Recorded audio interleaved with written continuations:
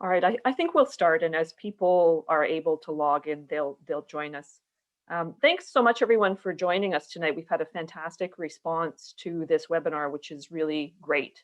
My name is Linda Lukasic, and I'm the Executive Director at Environment Hamilton. Our session tonight is focused on sprawl, and will sprawl take it all? And you'll understand what we mean when we say that as I get into the presentation. For some time now, Environment Hamilton has been closely following urban growth management in the city.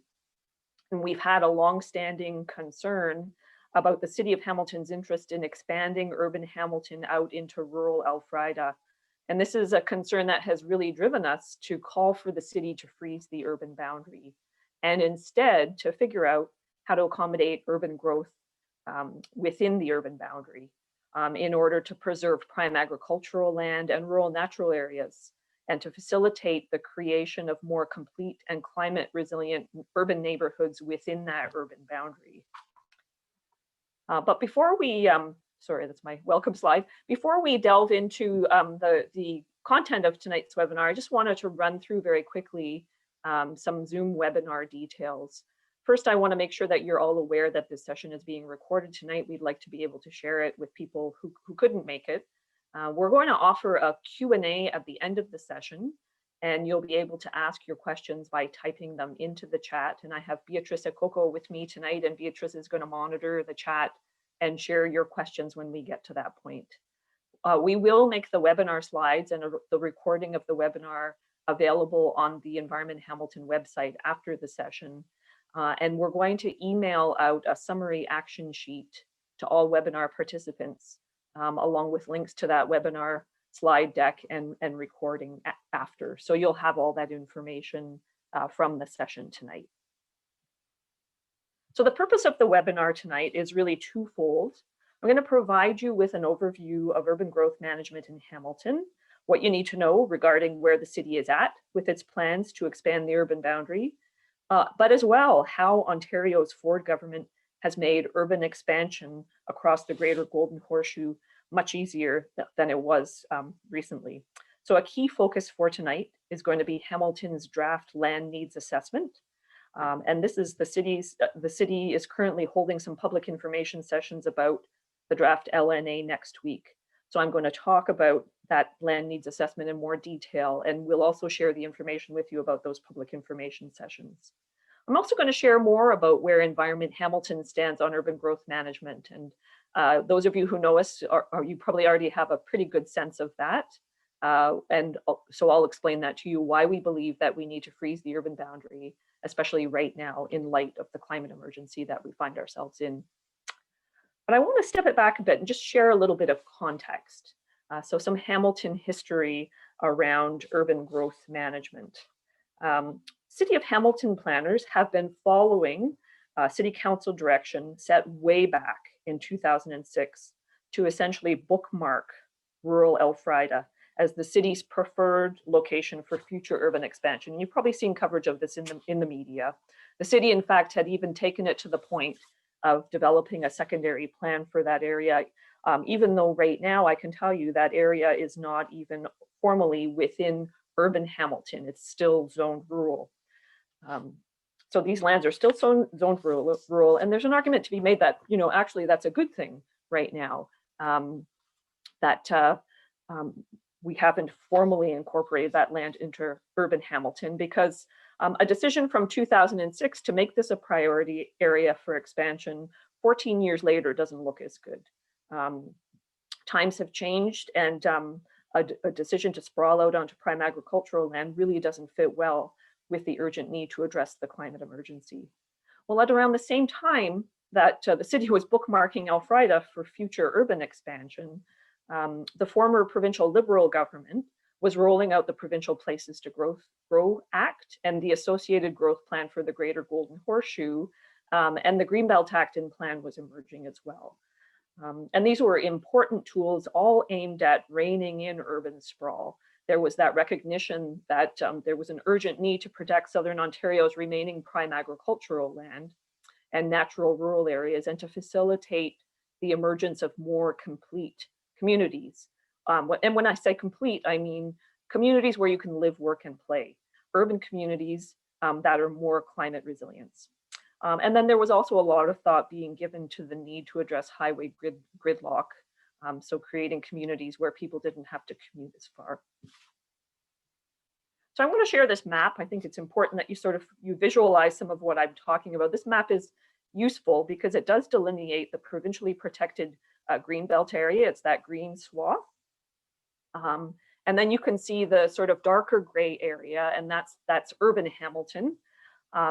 And there's an area wedged in between. So you can see the airport is there, and the airport does still sit in rural Hamilton, but you can see some white there in and around the airport, sort of a band of white wedged between the Greenbelt and urban Hamilton. And this area has literally come to be known as the White Belt.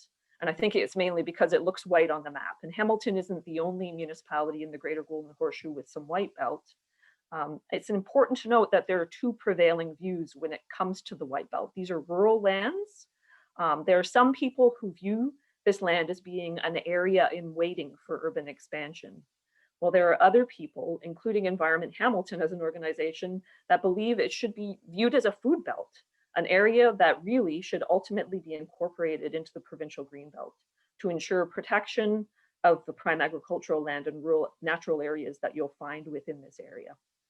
And while some people might argue that Hamilton already has so much agricultural land, you look at the green all around us, that's protected by the green belt, it's really important to understand that prime agricultural land in Southern Ontario and Canada as a whole is really precious.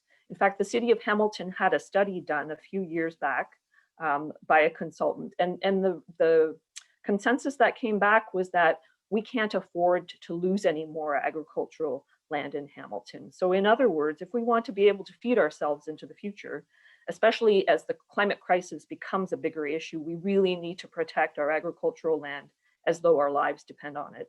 And we like to say you can't eat houses. So once you sprawl out onto prime agricultural land, you can't undo that damage. And a really powerful case in point regarding that intrinsic value of this white belt area is Elfrida, rural Elfrida. And so the area outlined in red is the area that the city's been eyeing for urban expansion. This is a LEAR map that the city had prepared, and LEAR stands for Land Evaluation and Area Review, and you can see the explanation of what it means below there. And basically, the darker the green, the primer the agricultural land. So this is really good quality ag land within this area of rural Elfrida that the city had earmarked for urban expansion. And I want to point out, I was at a recent General Issues Committee where Drew Spolstra, a local farmer, was delegating. Drew is the chair of the city's Agriculture and Rural Affairs Committee. He's also the vice chair of the Ontario Federation of Agriculture. And he expressed very strong opposition to urban expansion in Hamilton. So he's with us on that freeze the urban boundary and keep it that way. And he expressed a lot of concern about the loss of more prime agricultural land, including areas like this. Okay, I just want to also provide a little bit more context and help you to understand some of the really problem provincial planning policy changes that we've seen, unfortunately, since the Ford government came into power in 2018. And it's important that you understand what's happening here, because it's really helped to literally pave the way for more urban sprawl. So it's something to be concerned about.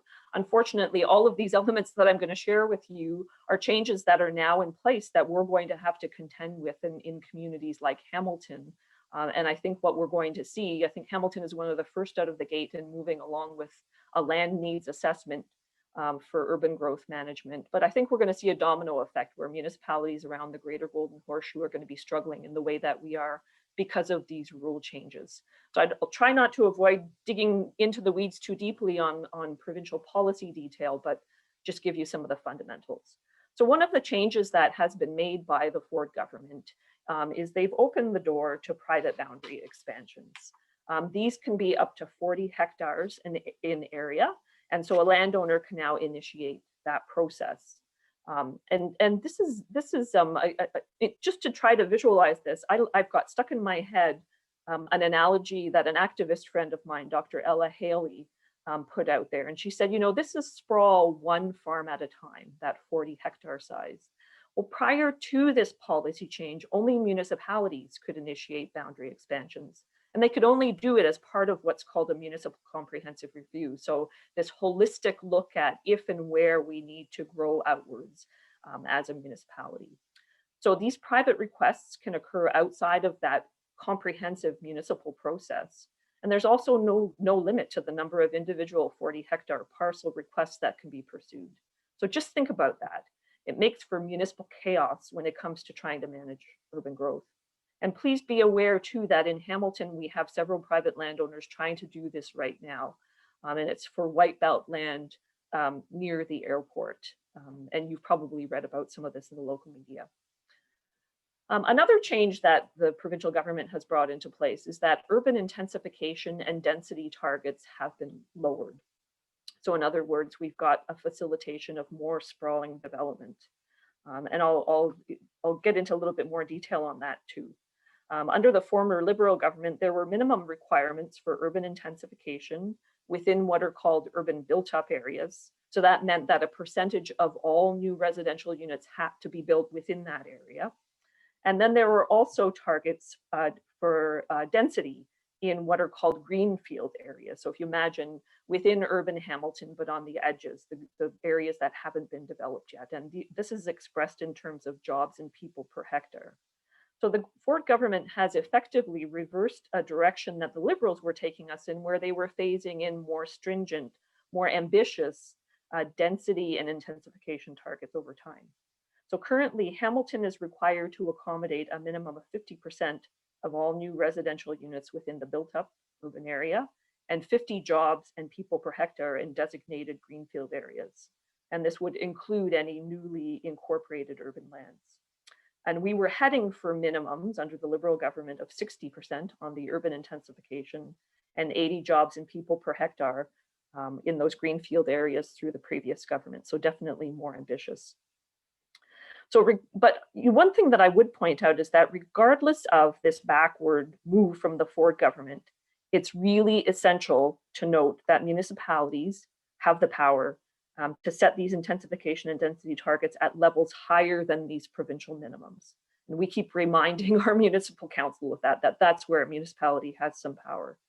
And higher density in outlying urban areas and greater intensification in the urban built-up areas are really critical for managing urban growth within the existing urban boundary. We believe that if you do this right, efficiently and effectively, you don't need to keep on expanding out. So another problematic change that the Ford government has brought in is they've expanded the planning horizon to 2051. And the planning horizon is really the sort of number of years into the future that a municipality has to plan to accommodate growth. Typically, it's a horizon that's been over a 20-year period. So we're now looking at a planning horizon spanning 30 years. And this is a really highly problematic change, and one that is best described as a land grab. And here's some quick background for you. The Greater Golden Horseshoe Growth Plan includes a schedule, and that schedule sets out both job and population projections over time for each municipality. So for instance, you'll find numbers in there unique for Hamilton. And these numbers have become notorious in a lot of municipalities for being hugely overestimated. Regardless though, once these numbers are in the provincial growth plan, municipalities must plan to accommodate these estimated levels of growth. And it's a challenging thing because even when we were looking at 20-year projections, estimating population and jobs growth is very far from being an exact science. So you can imagine projecting out over a 30-year time frame, it's really nuts when you think about it. How do you do that accurately? This is going to force Hamilton to make land use and infrastructure planning decisions now to accommodate extremely unreliable growth projections, so looking at over such a long period of time. When the province proposed this change, to its credit, the city of Hamilton expressed its opposition to the planning horizon expansion. And they cited this very concern that the projections are over such a long time frame that it's too challenging to do this. But municipal concerns were dismissed by the province, and the 30-year horizon has been put in place. So here we are With the City of Hamilton land needs assessment process currently underway that is focused on determining if and where urban Hamilton needs to expand to accommodate growth for the next 30 years. I can't help but think about that within the context of the climate crisis, and I would really urge you to start to do the same.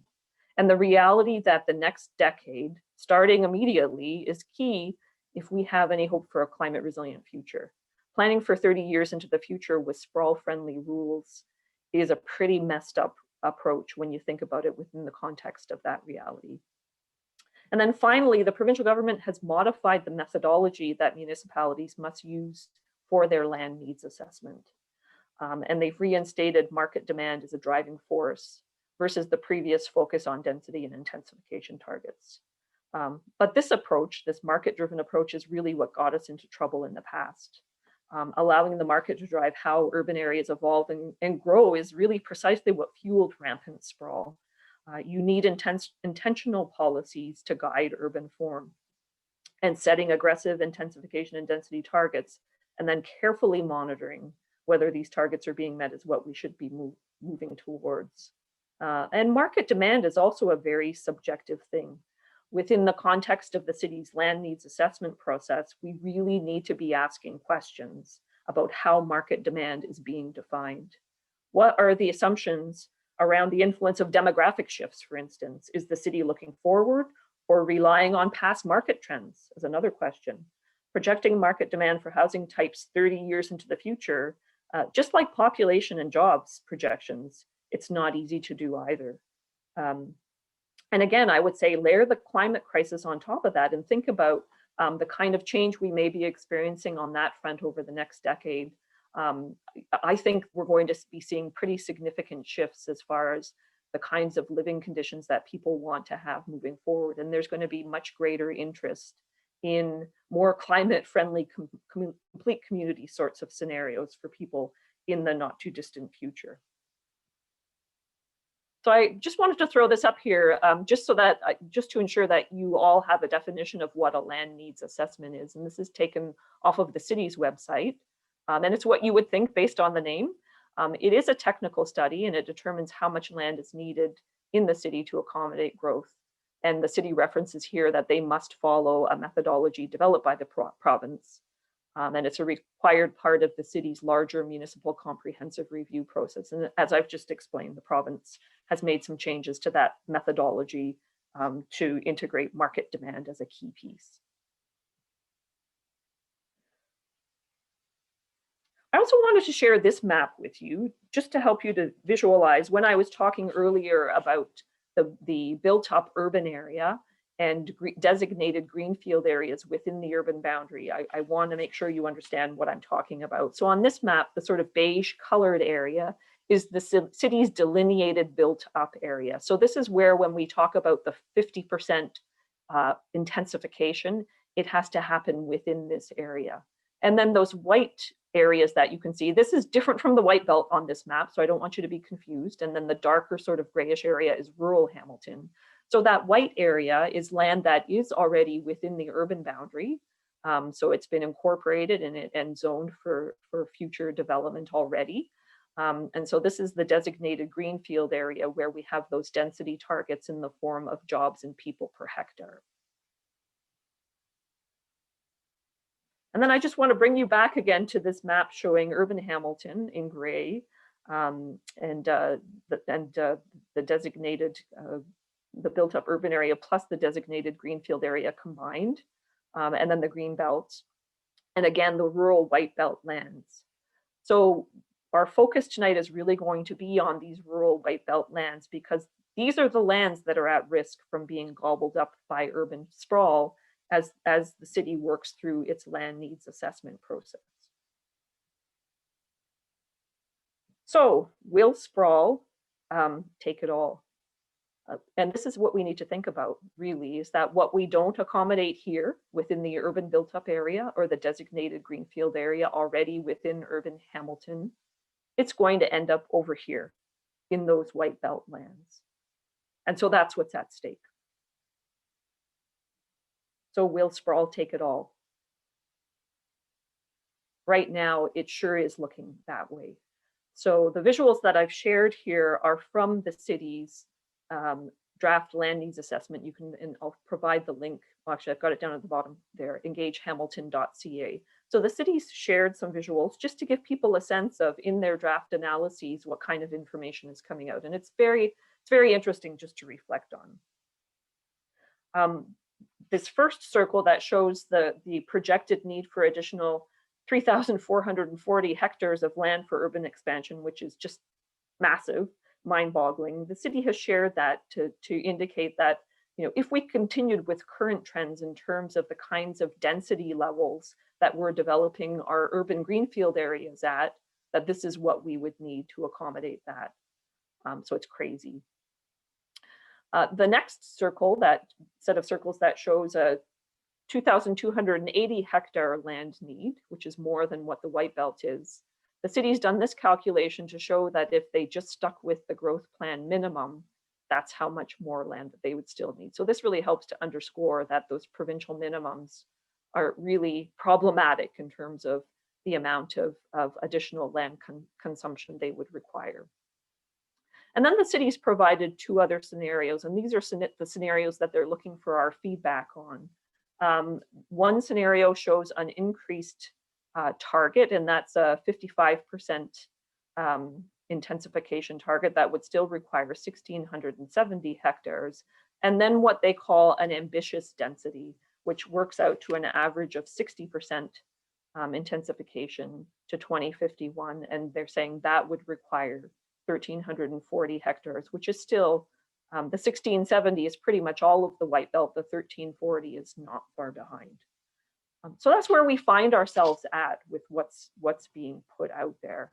And there's a tension here because there's that pressure from the province through that longer planning horizon, combined with the city's efforts to try to accommodate those projections in ways that maybe aren't as high density as you know, some of us would argue that we need in light of the climate crisis. So will sprawl take it all? I'd like to shift now just to talk a little bit about our view and vision when it comes to this issue. Maybe a better question for us to be asking right now is, should we let sprawl take it all, given the circumstances that we find ourselves in right now?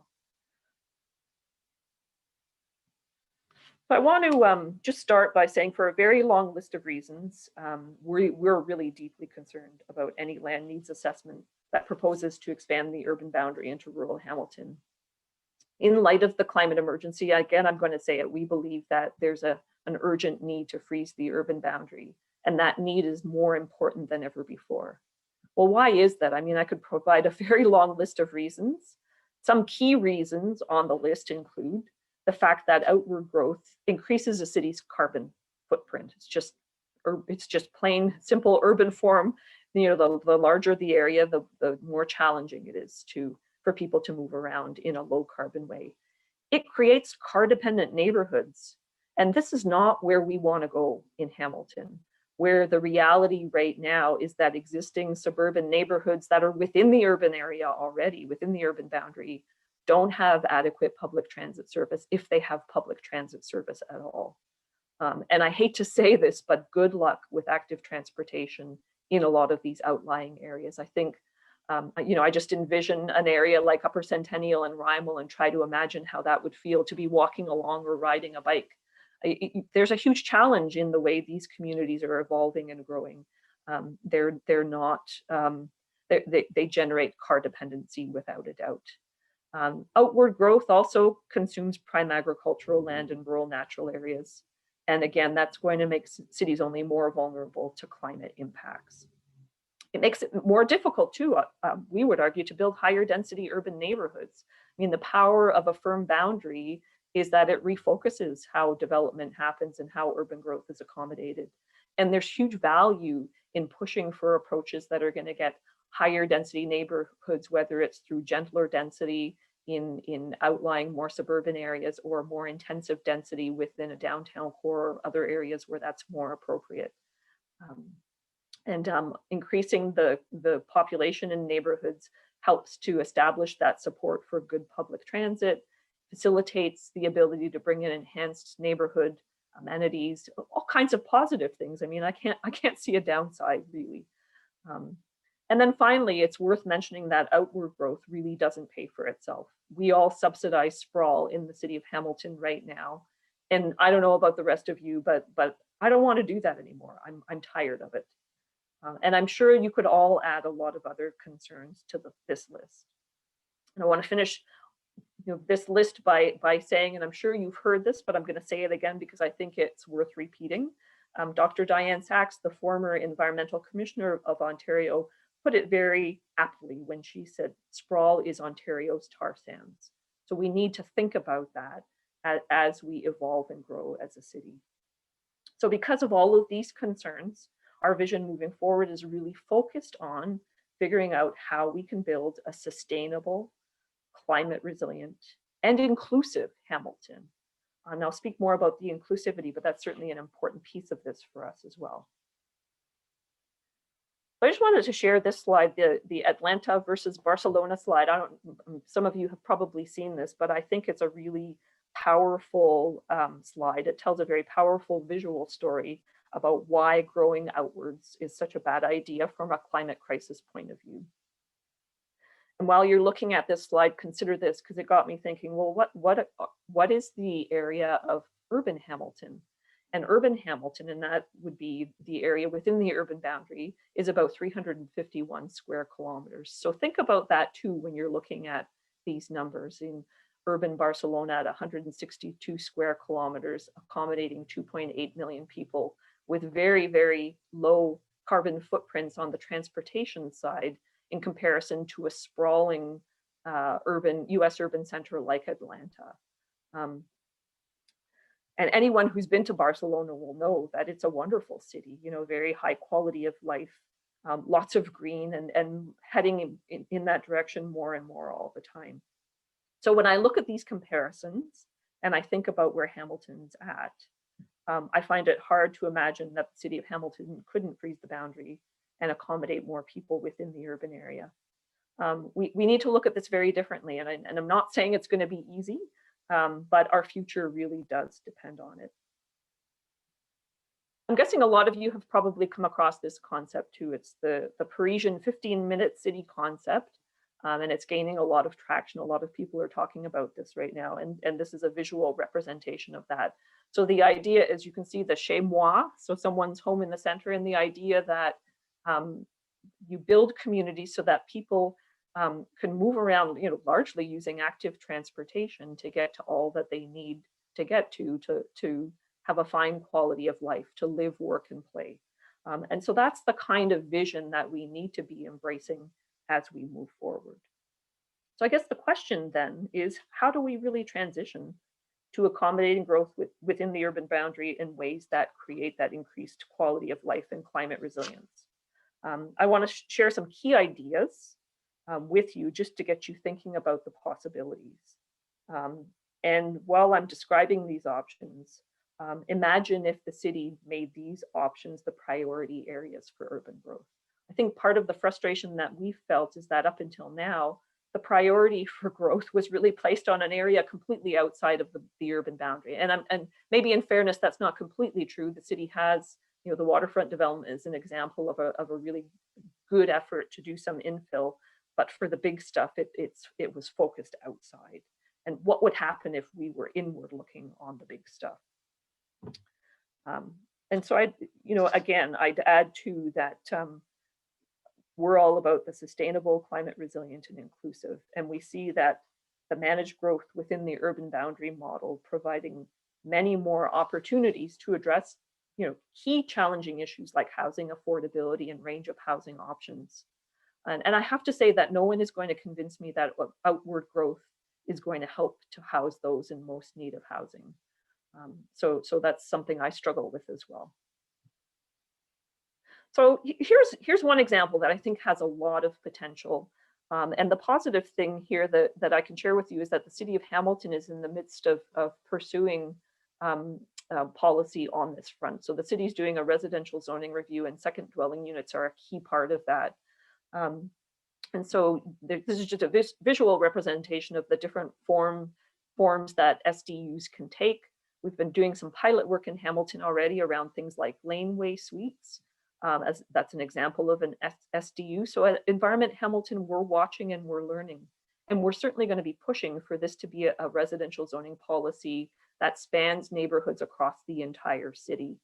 And I would note too that SDUs can be incentivized to encourage homeowners to establish an SDU and offer it at a lower than market level rent. So it's an interesting way through government incentivization to provide more affordable housing to.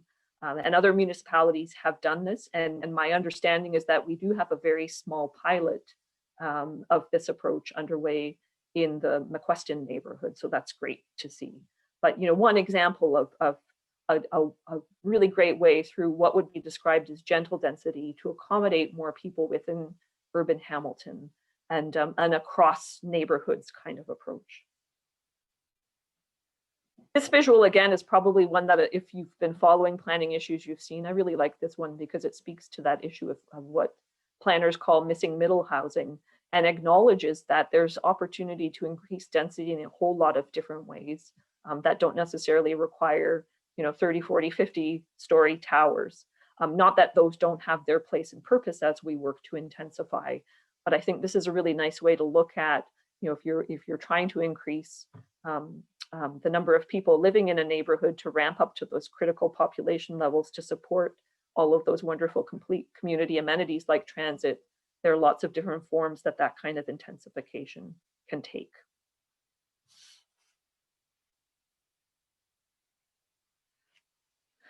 Another area that I'm really fascinated by is this idea of grayfield redevelopment.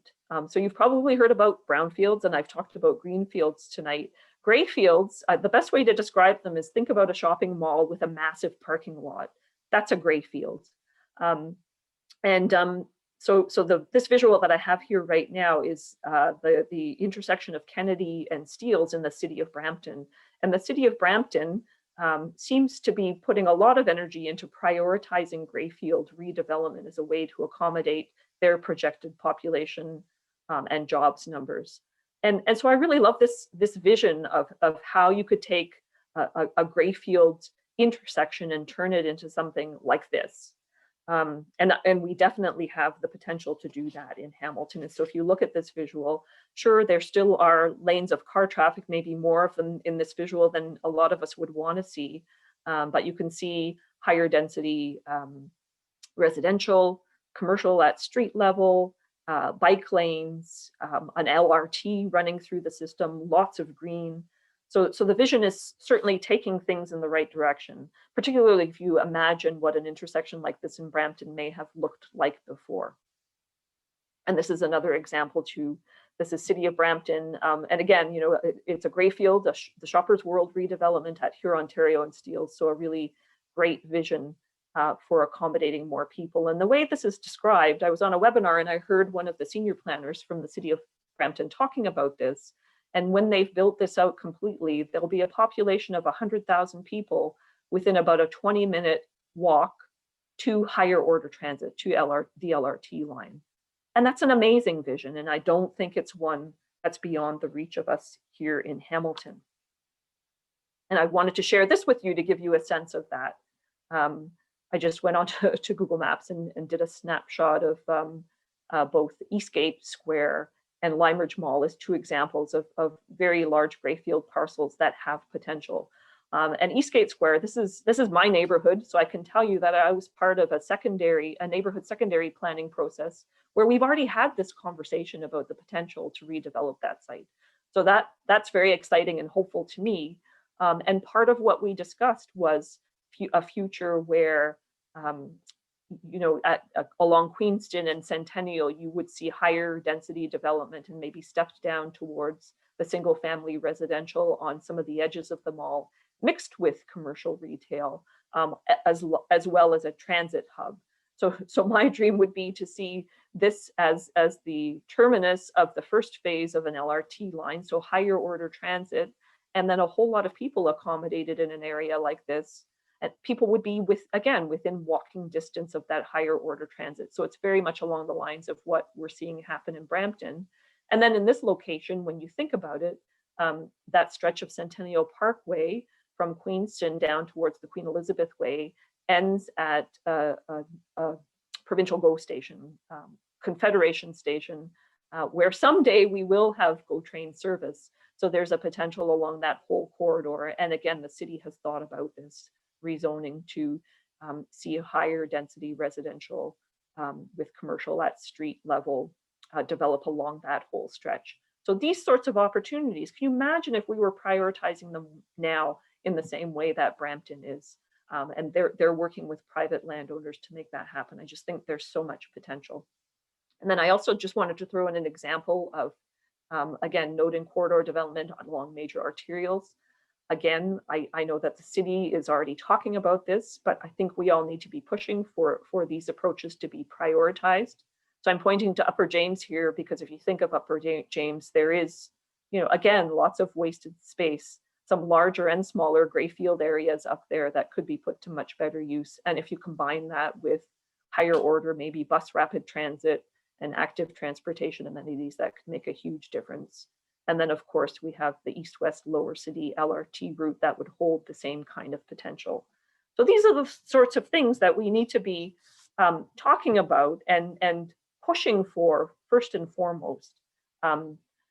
If we have any hope of making that shift to post-carbon society in a way that's really going to work for more and more people as the city grows. So, having said all of that, really want to bring you back to what's happening next with the city and the city's land needs assessment process. So this is a timeline that's available on the city's website for not just the land needs assessment, but the process all the way through to actually determining if and where urban boundary expansion needs to happen. And then this timeline takes us through right to the point where an urban boundary expansion would be formally pursued and confirmed.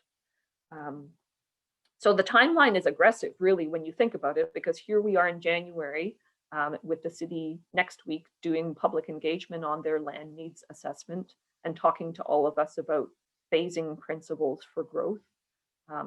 So in a year from now, the city hopes to be at a point where they've expanded the boundary, as they've indicated through the draft assessment that they believe they need to do. So we're asking all of you to please get involved in this process. The city has 2 land needs assessment information sessions happening next week. There's one on January the 18th from 6 till 8 in the evening, another one on January 20th during the day, 1:30 to 3:30. There's also a land needs assessment survey that's available online now that you can do. And those are available at the engagehamilton.ca website. It's the city's public consultation website. So you do need to go in and create an account, but then you can respond to surveys and RSVP to virtual meetings and all of that sort of thing. So we would really encourage you to get involved in that process.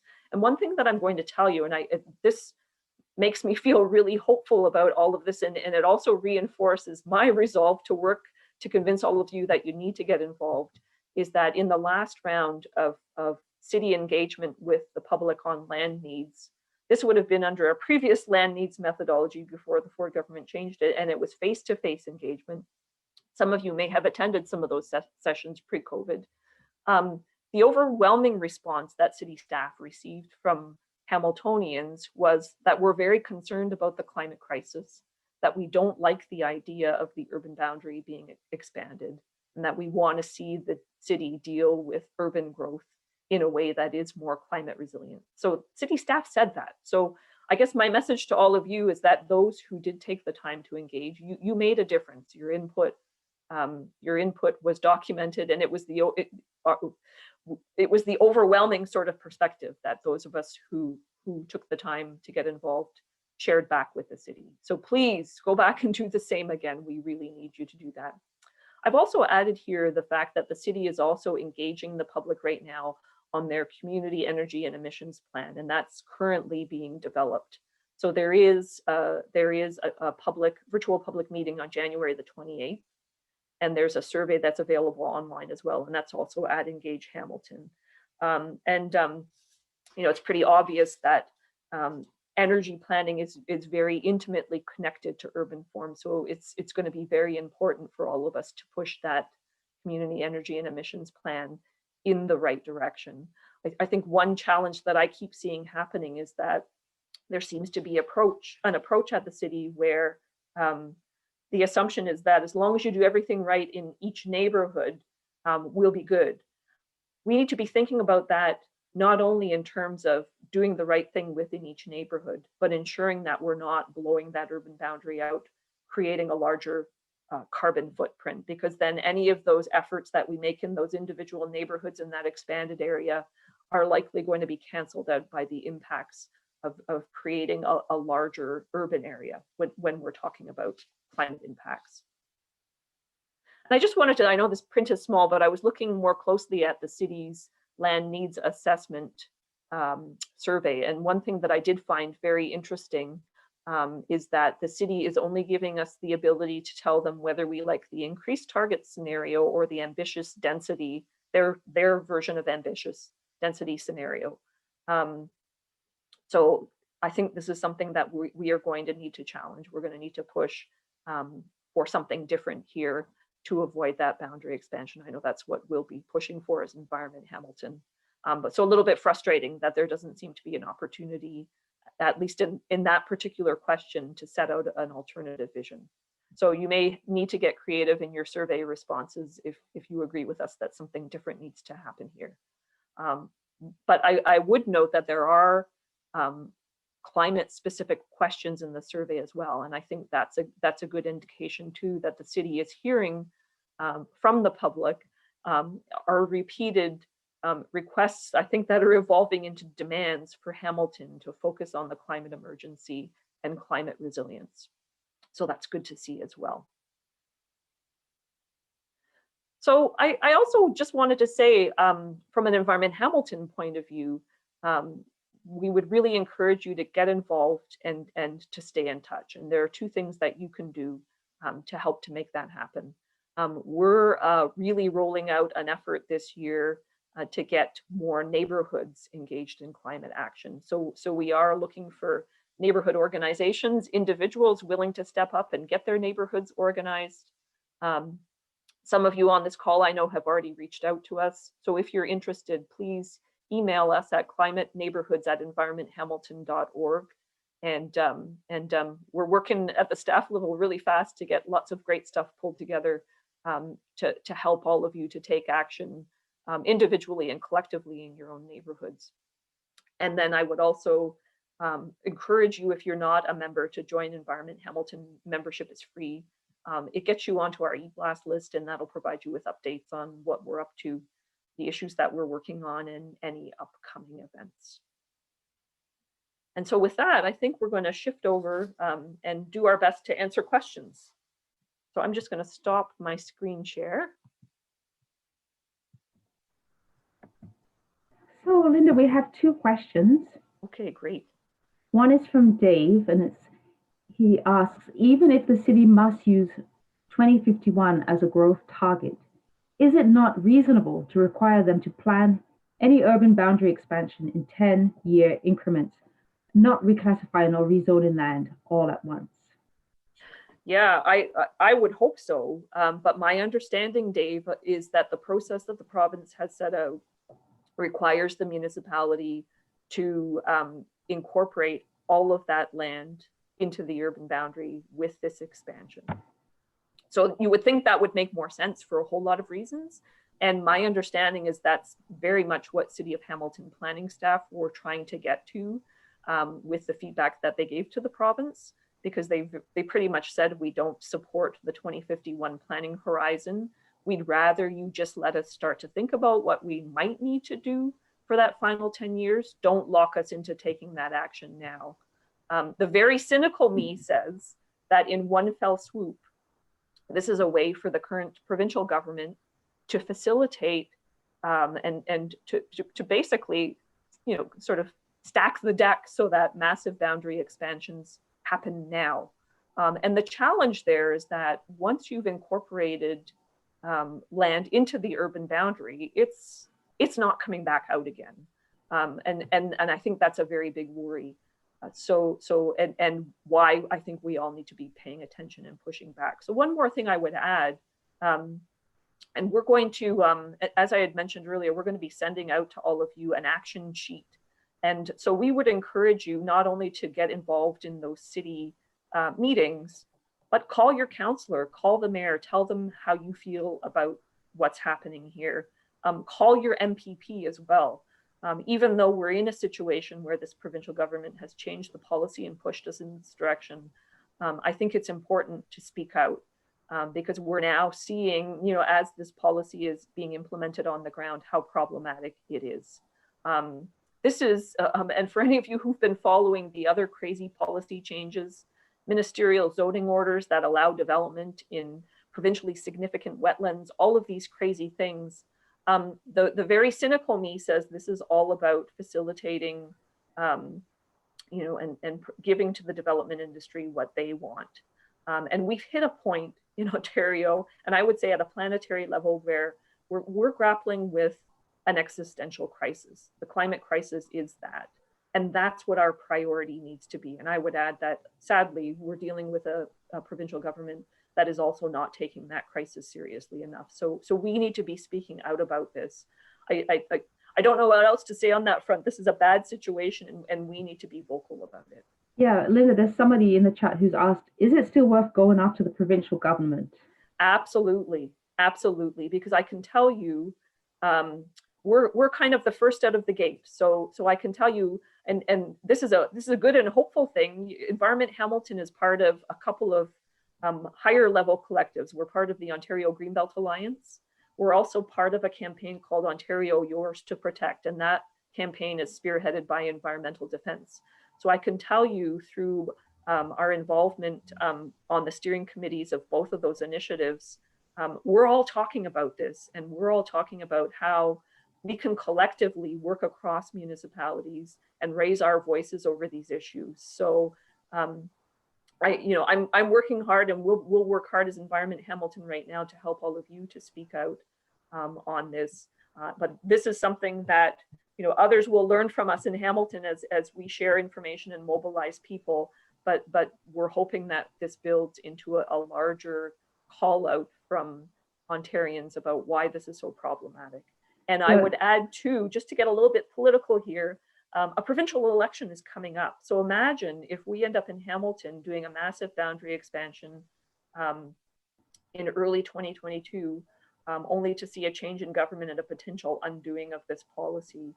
So we don't want this to get to the point where the massive boundary expansion happens within the term of this current government. I think we've got to figure out a way to make some noise and stop that from happening. Mm-hmm. Well, there was a comment from Susan Watman who asked why not delay until after the 2022 election. I assume they're thinking about why is this happening now? Yeah, that would be great. So again, what the city of Hamilton and other municipalities must do is they have to go through a process where I think it's by July of 2022, they have to have gone through this process and including that assessment, that land needs assessment by 2022, using those new out to 2051 provincial population and jobs projections specific for each municipality. So the province has given the municipalities the marching orders to do that. And you can be, it's very intentional, right? It's going to happen within this term of government. Mm-hmm. So there's a few more questions. They're coming in fast and furiously. So I'm going to say the first one is an anonymous attendee is asking, do you know if the UHOP, I don't know what that stands for, but would need to be revised to accommodate the density goals? I agree that firm boundaries need to be established and maintained, and growth should be considered with high-rise, mid-rise, and low-rise transition and incorporating the missing middle housing options. So I guess the question is, do we know? Yeah. So the UHOP is the Urban Hamilton official plan.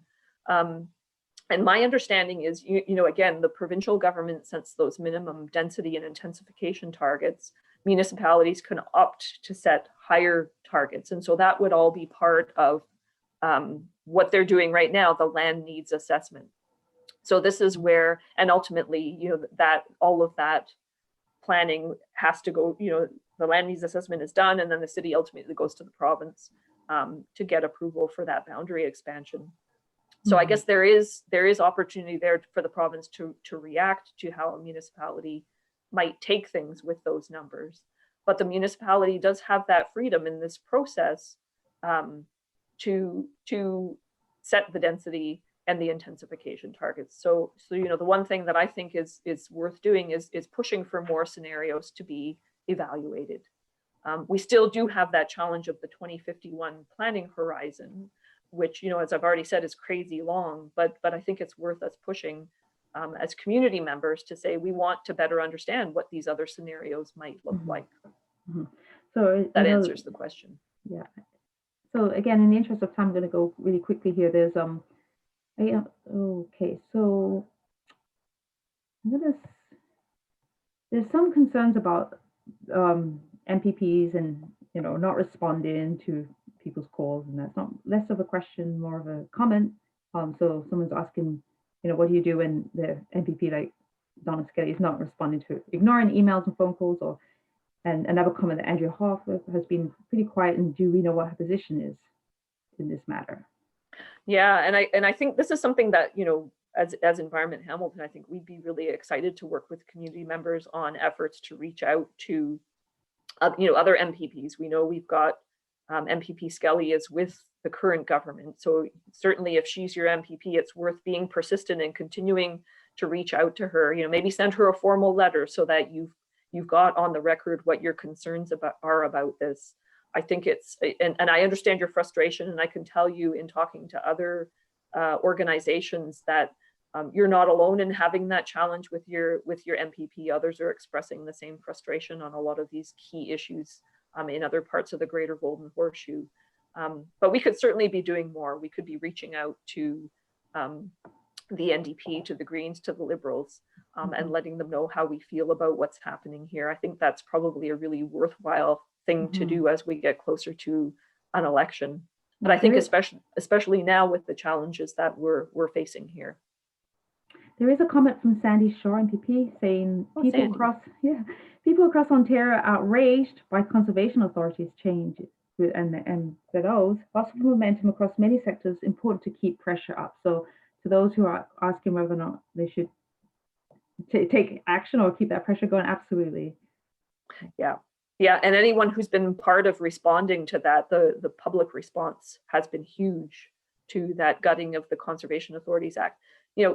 In a frustrating way, the province went ahead and made the changes, but I think, despite that, my sense is that people there's still a growing momentum around pushing back where this government is concerned and with some of the changes that they're making. So I feel like this process that we're talking about today is one more example of why we need to be growing our effort and pushing back even more. Mm-hmm. There's a question from Joyce. Do you have a sense that other municipalities are feeling the same in terms of urban intensification? Is there some appetite for coming together, strengths in numbers? Question. Yeah, that's a good question. I don't have enough of a handle on that, Joyce. I'll be honest. I shared a couple of examples from Brampton of what I see as being innovative examples of infill development. I do know, my sense is that there are some municipalities, unfortunately, that are perfectly happy with some of what the province is doing here, that don't necessarily, may not have concerns about that outward sprawl. But that's a good point, though. We probably do need to be getting a better sense of that, and understanding from a local government point of view, where there might be municipalities that would share the kinds of concerns that we have here. Yeah, we're almost at time, but I think there's a few more comments. One, this is a question. Wonderful presentation. Do you know what the ratio of greyfield to whitefield is currently in Hamilton? Greyfield to whitefield. Do you mean, maybe just to clarify, I'm not sure if the questioner is referring to white belt or to. They haven't said. I don't see anybody Okay. responding, but I probably think they may be thinking white belt. Okay. I'm not sure what the ratio is. Whoever asked that question, feel free to email me the question, and I'll do what I can to get an answer for you. Lukasik, Lukasik at environmenthamilton.org. Yeah, the person did say yes, white belt to gray belt. White belt. Okay.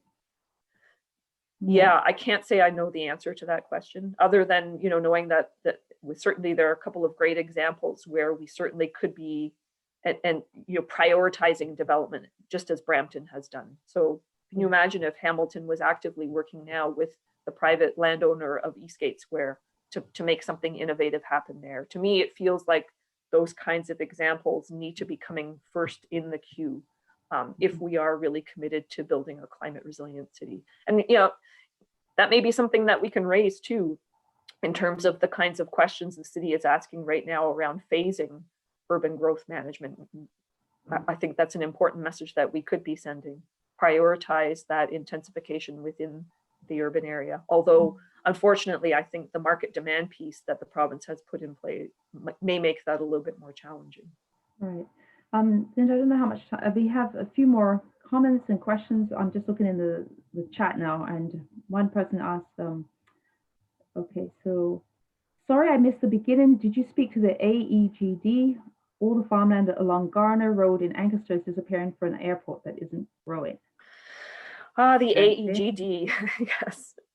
It's an interesting challenge. So one point to make that I thought was very interesting is that when you look at the city's draft land needs assessment, I haven't talked at all about employment lands. So the land needs assessment needs to assess our need for residential land and our need for employment lands. And so the city has concluded that we already have enough employment lands to support us out to 2051. So that certainly speaks to what you're observing there in terms of open areas within the AEGD that aren't being scooped up. So I guess on the positive side, we're that massive boundary expansion that is the Aerotropolis happened already, but it means that the municipality won't need to go hunting around to expand further to accommodate employment needs. Linda, how much more time do we have? There's a few more questions. Yeah, I think we can answer the last couple of questions and then. Yeah, wrap it up then. Okay, so there was one question. How do the province and city's plans change post-COVID if a lot of retail and office buildings in urban areas become empty? Yeah, that's a great question, and I don't have any immediate answers. I think what we may see happen is, and this could benefit us in Hamilton. I know there has been lots of talk about urban centers like Toronto, where probably a lot of people in Hamilton and other outlying municipalities are commuting into areas like that. So maybe we'll see more of a decentralization and opportunities for that to happen, and facilitating people's ability maybe to pursue a more truly live, work, play kind of option in their community. So I'm kind of looking at it that way, that could create interesting opportunities as those shifts happen. And if you think about it, that's far less carbon intensive than the crazy sort of system we have right now, where there are so many people getting oftentimes in a single occupancy vehicle and driving long distances to sit at a desk and in front of a computer, which they could be doing just as easily from home. So in those kinds of scenarios, there may be huge value in coming out of COVID, in that realization that employees can be trusted to be just as productive at home as they are sitting in an office that takes them a long time to get to every day. Okay, and there's just two more questions. Well, there's a few more, but I know we're running out of time. But Victoria Pierce is asking, with the increase of house prices, I would think intensification would be preferable. Are you looking at that angle? And then we have one from Dan McIntyre who's asking, is there a place where we can access the cost per household in terms of municipal tax dollars for current Hamilton residents with expansion of the urban boundary? Yeah, so I'll start with Dan's question, and then I may need to get you to say it again. Victoria's. So Dan, that's a good question. I know that one of the councillors very specifically asked the city's finance chief whether urban expansion paid for itself, and we got a response back that was very clear that it didn't. So we do. I don't know to the level of per household, but I do know the reality is that, and it makes sense, right? I mean, if you're expanding out, there are roadways and water, wastewater, and other utilities. There are costs there, and that sprawl development, just the way that the costs associated with development are structured right now, it doesn't pay for itself. So we do know that we are subsidizing. I can't remember the percentage. I want to say at least to the tune of 20%, if not more. And it's shared across other taxpayers within the municipality. I don't think we want more of that, especially when we're doing that and losing all kinds of other benefits that we need to stay climate resilient. And I remember, I think Victoria's question was about housing affordability and intensification. That's right. And again, I would say I feel as though there's lots of really exciting opportunity using some of the tools that the city has already either partway working on putting in place or already has in place, including those single dwelling units and those kinds of options that I think really are going to provide interesting opportunities. And the thing I love about the SDU as well is that it's going to open up access right across every neighborhood. And if the city promotes it, even better, so that people, oops, sorry, got a cat jumping on me, so that people looking for housing options can shop across a number of urban neighborhoods. And if you think about it, this is a practice that was far more prevalent in the past, and it makes a whole lot of sense to bring it back. Even in terms of, I think another way to look at it from an affordability point of view is, imagine if you're a new homeowner. I think about my brother and his partner who are in Toronto, and that's how they're paying for their mortgage. They're in an urban neighborhood and they have a tenant in a basement apartment. And for them, that's what makes that home ownership viable for them. And I think we need to be looking at those kinds of options in the same way here in Hamilton. Okay. I think that's it for us. Is that it, Beatrice? Okay, great. Thanks so much, everyone. We really appreciate you taking the time tonight. Please consider making that commitment to get to one of those virtual meetings next week. We know that it's really important, or if you can't do that, at least fill out the survey so that the city has your views on this issue. We're really at a fundamental point in the process because that a decision is going to come out of this in terms of, and clearly the city has sent the signals that they're bent on expanding. So it's going to be a matter of by how much. And I feel as though right now it's really essential that we let them know what we think about this. So please watch for an email from us. As I say, we'll send you an information sheet that has all the details that you need to get engaged in the ways that we've talked about tonight. And you'll probably hear from us soon about the next phase of the process. Yeah, stay tuned. Yes. Thanks everyone. And thanks, Beatrice, for being our question tracker. No problem. Good night, everyone. Good night.